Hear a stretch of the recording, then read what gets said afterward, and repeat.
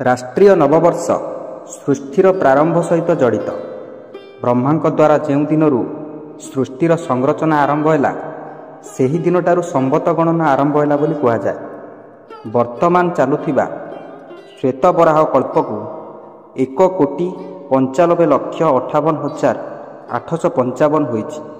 ଅର୍ଥାତ୍ ଭାରତୀୟ ମନୀଷୀମାନେ 195 କୋଟି ବର୍ଷର କାଳଗଣନା ପଦ୍ଧତିକୁ କେବଳ ସୁରକ୍ଷିତ ରଖିନାହାନ୍ତି, ବରଂ ସୃଷ୍ଟିର ଇତିହାସକୁ ସୁରକ୍ଷିତ ରଖିଛନ୍ତି। ଏଥିପାଇଁ ଭାରତୀୟମାନେ ସେକେଣ୍ଡର ଅତି ସୂକ୍ଷ୍ମାତିସୂକ୍ଷ୍ମ ବିଭାଜନ ଠାରୁ ଆରମ୍ଭ କରି ଯୁଗ, ମହାଯୁଗ, ମନୁ, କଳ୍ପ ଭଳି ବିଶାଳ ଗାଣିତିକ ସଂକେତକୁ ବ୍ୟବହାର କରୁଥିଲେ। ଯୁଗ ମାଧ୍ୟମରେ କାଳଗଣନାର ପଦ୍ଧତିକୁ ଭାରତୀୟମାନେ ପ୍ରଥମେ ବ୍ୟବହାର କରିଥିଲେ। ଯେପରି କଳିଯୁଗର ବୟସ 4,32,000 ବର୍ଷ, ଦ୍ୱାପର ଯୁଗ କଳିର 2 ଗୁଣ ଅର୍ଥାତ୍ 8,64,000 ବର୍ଷ, ତ୍ରେତୟା କଳିର 3 ଗୁଣ ଅର୍ଥାତ୍ 12,96,000 ବର୍ଷ, ସତ୍ୟ କଳିର 4 ଗୁଣ ଅର୍ଥାତ୍ 17,28,000 ବର୍ଷ।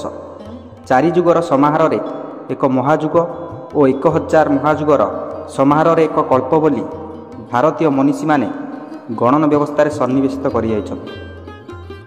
ସେହି କ୍ରମରେ ସତ୍ୟ, ତ୍ରେତୟା, ଦ୍ୱାପର ପରେ ମହାକାଳ ଚୈତ୍ର ଶୁକ୍ଳ ପ୍ରତିପଦା ଦିନ ବୈବସ୍ୱତ ମନ୍ୱନ୍ତରର କଳିଯୁଗର 5,120 ବର୍ଷରେ ପ୍ରବେଶ କରିବ। ମହାଭାରତ ଯୁଦ୍ଧର 36 ବର୍ଷ ପରେ କଳିଯୁଗର ପ୍ରାରମ୍ଭ ହୋଇଥିଲା। ସେ ସମୟରେ ବୀର ଅର୍ଜୁନଙ୍କର ପୌତ୍ର ପରୀକ୍ଷିତ ମହାରାଜ ସମ୍ପୂର୍ଣ୍ଣ ପୃଥିବୀର ସମ୍ରାଟ ଥିଲେ। କଳିଯୁଗର 3,044 ବର୍ଷ ପରେ ଈସା ମସିହ 57 ବର୍ଷ ପୂର୍ବେ ଭାରତର ବଡ଼ ଧାର୍ମିକ ତଥା ପ୍ରତାପୀ ରାଜା ବିକ୍ରମାଦିତ୍ୟ ସମ୍ପୂର୍ଣ୍ଣ ପ୍ରଜାଙ୍କ ଋଣକୁ ଚୁକ୍ତି କରି ନୂଆ ସମ୍ବତ ଆରମ୍ଭ କରିଥିଲେ, ଯାହାକୁ ବିକ୍ରମ ସମ୍ବତ କୁହାଯାଏ। ଏହି ସମ୍ବତ ଉତ୍ତର ଭାରତରେ ଅଧିକ ପ୍ରଚଳିତ ଅଟେ। ଏହି ସମ୍ବତର 135 ବର୍ଷ ପରେ ରାଜା ଶାଳିବାହନ ନିଜର ସମ୍ବତ ଆରମ୍ଭ କରିଥିଲେ, ଯାହାକୁ ଶକ ସମ୍ବତ କୁହାଯାଏ, ଯାହା ଦକ୍ଷିଣ ଭାରତରେ ଅଧିକ ପ୍ରଚଳିତ ଅଟେ। ଏମିତି ଆହୁରି ଅନେକ ଐତିହାସିକ ସନ୍ଦର୍ଭ ଏହି ରାଷ୍ଟ୍ରୀୟ ନବବର୍ଷ ସହିତ ଜଡ଼ିତ। ଯେପରିକି ମର୍ଯ୍ୟାଦା ପୁରୁଷୋତ୍ତମ ଭଗବାନ ଶ୍ରୀରାମଚନ୍ଦ୍ରଙ୍କର ରାଜ୍ୟାଭିଷେକ ଦିବସ, ନବରାତ୍ରର ଅୟମାରମ୍ଭ, ମହର୍ଷି ଦୟାନନ୍ଦଙ୍କ ଦ୍ୱାରା ଆର୍ଯ୍ୟ ସମାଜର ସ୍ଥାପନା, ଧର୍ମରାଜ ଯୁଧିଷ୍ଠିରଙ୍କର ରାଜ୍ୟାଭିଷେକ ଇତ୍ୟାଦି। ପାଶ୍ଚାତ୍ୟ କାଳଗଣନା ପଦ୍ଧତି ସହ ଭାରତୀୟ ପରିବେଶ, ସଂସ୍କୃତି, ଇତିହାସ ଓ ଭାବନାର କୌଣସି ସମ୍ବନ୍ଧ ନଥାଏ। ଯେପରି ଋତୁର ପରିବର୍ତ୍ତନ, ପିଲାଙ୍କ ଶ୍ରେଣୀ ପରିବର୍ତ୍ତନ, ଆର୍ଥିକ ବର୍ଷର ପରିବର୍ତ୍ତନ, ନୂଆ ଫସଲର ଚାଷ ଆହୁରି ମଧ୍ୟ ଅନେକ ପ୍ରକାରର ପରିବର୍ତ୍ତନ ନବସମ୍ବତ ବା ଭାରତୀୟ ନବବର୍ଷରେ ଦେଖାଯାଇଥାଏ। କିନ୍ତୁ ଜାନୁଆରୀ 1ରେ ଏପରି କିଛି ଦେଖାଯାଇନଥାଏ।